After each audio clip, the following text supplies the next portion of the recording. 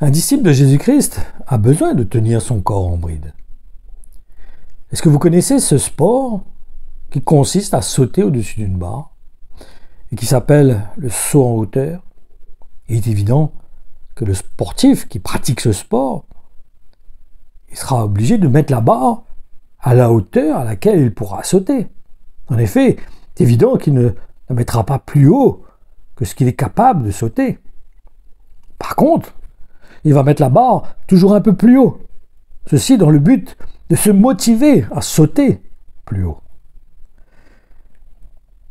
Pour se dépasser donc, toujours un peu plus, c'est ça l'objectif.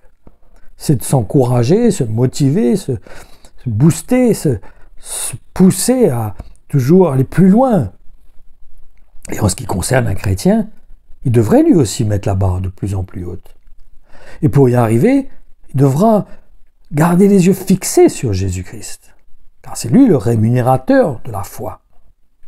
C'est en étant donc animés de cette motivation que nous devrions nous encourager, comme dit l'apôtre Paul, tant que nous pouvons dire aujourd'hui. Mais allons nous encourager dans ce sens, à nous offrir au Seigneur, et de plus en plus. C'est une marche, c'est une course. Et si vous le souhaitez, nous pouvons lire justement cette parole qui se trouve dans l'Épître aux Hébreux, au chapitre 3, et dans le verset 13 à 15. Mieux que cela, exhortez-vous les uns les autres, jour après jour, tant que dure, c'est aujourd'hui. Encouragez-vous à rester ferme dans la foi, afin que personne d'entre vous ne se laisse séduire par le miroitement trompeur du péché, et n'endurcisse son cœur contre l'appel de Dieu. Car nous sommes les compagnons du Christ. Nous avons part à toutes ces richesses, à condition de maintenir inébranlable jusqu'au bout notre confiance initiale et notre assurance des premiers jours. Il nous faut persévérer dans notre foi, aussi longtemps que ces paroles peuvent encore résonner à nos oreilles. Si aujourd'hui vous entendez la voix de Dieu, n'endurcissez pas vos cœurs, comme vos ancêtres au temps de la révolte. Nous allons rester dans l'Épître aux Hébreux. Et maintenant, nous allons voir dans le chapitre 12, les versets 2 et 4, pour voir justement ce que son auteur nous dit au sujet de Jésus-Christ. Gardons les yeux fixés sur Jésus. Dans cette course de la foi, il est notre chef de file et nous mènera au but. Parce qu'il avait en vue la joie qui lui était réservée, il a affronté la mort sur la croix, sans tenir compte de la honte attachée à un tel supplice. Et il siège désormais à la droite de Dieu. Pensez à la lutte opiniâtre qu'il a eu à soutenir contre des hommes pécheurs, à la manière dont il a supporté leur hostilité. Et ne vous laissez pas abattre par le découragement. Après tout, vous n'avez pas encore dû verser votre sang pour avoir lutté contre le péché.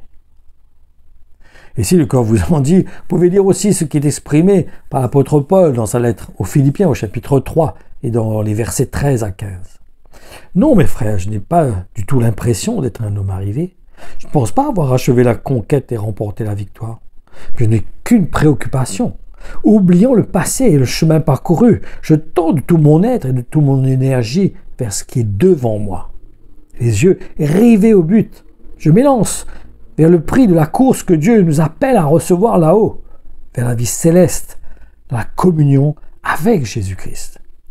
Nous tous qui tendons à la perfection et qui avons déjà atteint à une certaine maturité spirituelle, nous devrions avoir cette même préoccupation et diriger notre marche d'après ces principes.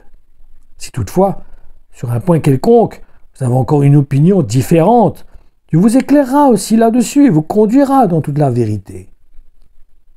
Ma conclusion, l'Évangile donne l'image d'une course, et cela pour exprimer la vie chrétienne. Et les sportifs seront d'accord avec moi qu'il faut de l'endurance pour arriver au bout d'une course. Il faut se préparer, il faut s'entraîner. C'est tout un travail, c'est tout une persévérance. Et c'est le Christ qui produit cela dans notre cœur. C'est l'Esprit de Dieu en nous, qui est un peu comme un coach, qui est là pour nous motiver, pour nous encourager à persévérer, à ne pas nous relâcher. Ayons foi dans le Seigneur. Gardons les yeux fixés sur Jésus-Christ. C'est lui qui nous montrera le but que nous devons atteindre. C'est lui, savez, comme ces images où on met une carotte devant un âne pour l'encourager à avancer.